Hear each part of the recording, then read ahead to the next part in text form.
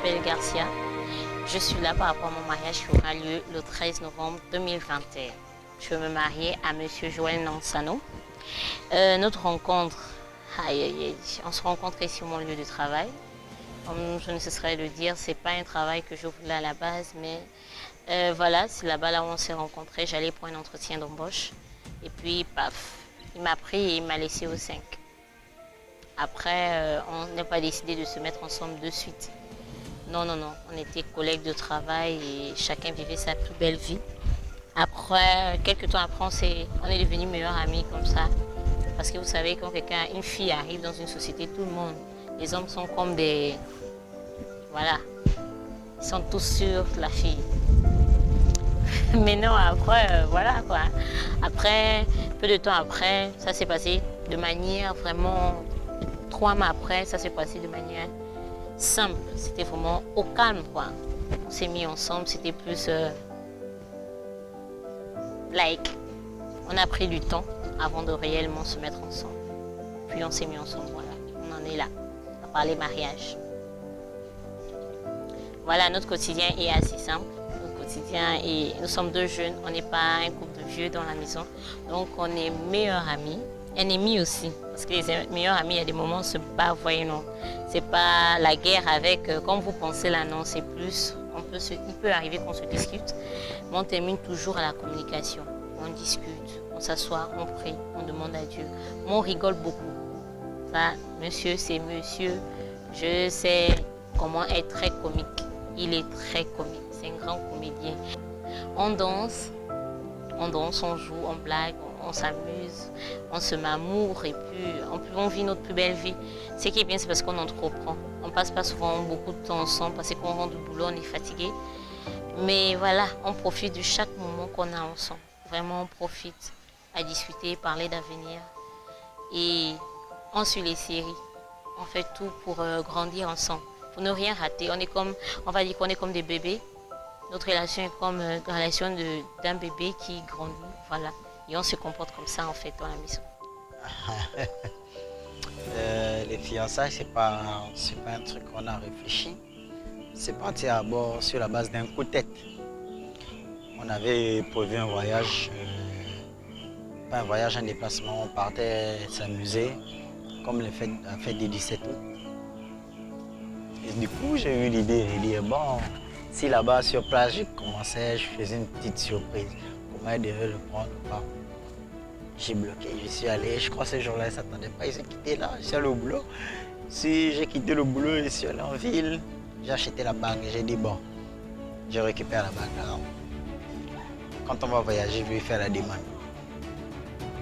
On a pris le bateau, du moment où on était même à la maison, je savais qu'on prenne le bateau, arrivé, elle ne savait rien. Quand nous sommes arrivés sur place, on a passé la journée, c'était tranquille. En soirée, après le dîner, nous sommes allés à la plage marcher.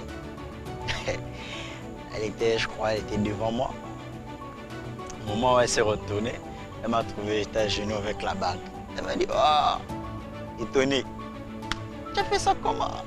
À quel moment tu as acheté la bague? J'ai dit, laisse tomber, ne cherche même pas à savoir tout ça. Il y a des choses que tu ne vas pas comprendre. Et j'ai fait la grande demande.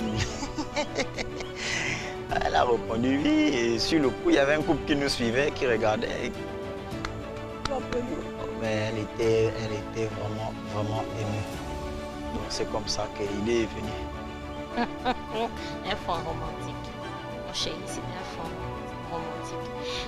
Nos fiançailles se sont passées à la pointe. Tous les jours, il me parlait de fiançailles, aller voir mes soeurs, tout ça. Et je disais que, tu sais, je me suis déjà fiancée. Donc du coup, non. Si je dois faire des fiançailles, je dois faire ça. Je lui racontais mes fiançailles et je vous assure que le 17 août, on allait à la Pointe de Nid. Et j'étais là, on était dans notre fête et tout, on s'amusait. Et une soirée, après avoir mangé, m'emmenait à la plage. Je regardais la plage. À la côte, là, on appelle ça un peu Libreville, les lumières et tout. Et quand je me retourne, je vois quelqu'un au genou par terre. Je crie. Quoi, qu'est-ce que tu fais? Il dit non. Voudrais-tu m'épouser et tout? J'espère que je réalise ton rêve. Est-ce que tu veux? J'ai rigolé parce que moi j'aime ça. Je ne connais pas pleurer, crier et rire. Ah oui, donc j'ai rigolé. Puis il me dit, mais tu rigoles. C'est oui ou c'est non? Puis j'ai dit oui. j'aimerais bien t'épouser. J'aimerais bien terminer ma vie avec toi. Et puis ça s'est fait comme ça. Après on est rentré et puis j'ai montré ma bague à tout le monde. Voilà. Bon, sur le coup, ce qui m'a poussé à faire cette demande de mariage, c'est en général, d'abord, la femme, on n'épouse pas à cause des formes ou bien tu fais pas la demande à cause des formes ou bien à cause de la beauté, mais c'est ce qu'elle a dans le cœur en fait. Ça veut dire le comportement. On épouse en général le comportement. Et j'ai vu certains comportements, ça rimait avec ce que je voulais. Et de surcroît, sur le plan vision, elle avait la même vision que moi. Et je me dis, bah, pourquoi la laisser tomber à l'heure? Vaut mieux on fait la demande une bonne fois. Et en tant que moi, on se disait, bon, si ça marche, ça marche, ça marche pas aussi. C'est de là où est venue ma vision de demander sa main, en fait, de faire ses fiançailles. Et de moi, je suis là, quand elle a cette petite crise-là de femme, wow. Je regarde juste et je dis, je peux me lever là, je t'étrangle, après c'est fini. Hein. Mais chaque jour à la maison, c'est un challenge. C'est un challenge, ça veut dire qu'il y a des moments où elle est fâchée, des moments où je suis fâché.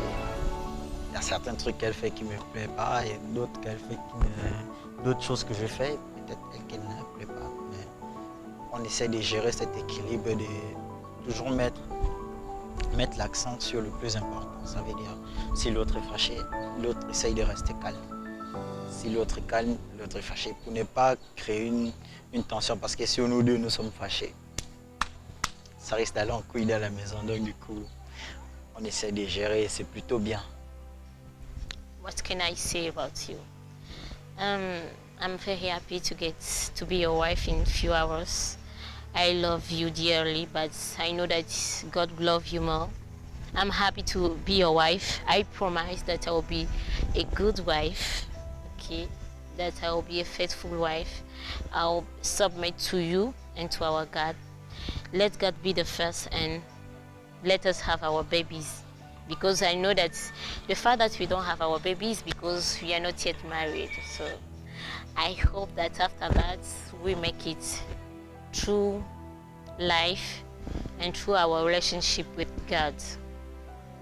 I love you, my heart, my love, my dear one, my brother, my elder brother, my husband to be, my husband. Thank you to be by my side, no matter what. Je ne savais pas que ça devait arriver au mariage. Mais Dieu sait comment il fait ces choses. Pour moi, c'était juste une relation, on va dire quoi. On débute pour on se voit, faire ce qu'on a fait, on cherche la route. Aujourd'hui, nous sommes au mariage. C'est juste que ce que je peux dire de vive voix, je suis heureux, je suis content qu'elle soit restée avec moi, qu'elle a eu à traverser des moments de joie, des moments de difficulté avec moi. Et qu'à travers tout ça, j'ai su voir la personne qui me poussait à aller de l'avant, la personne qui me poussait à relever certains défis dont moi je disais bon, j'abandonne. Ce que je promets, c'est pas d'être un copain pour elle, d'être un mari qui sera là pour elle, l'attentionner, qui saura l'écouter, qui saura toujours la défendre, même si elle a tort, qu'elle a raison, qui sera toujours là pour elle.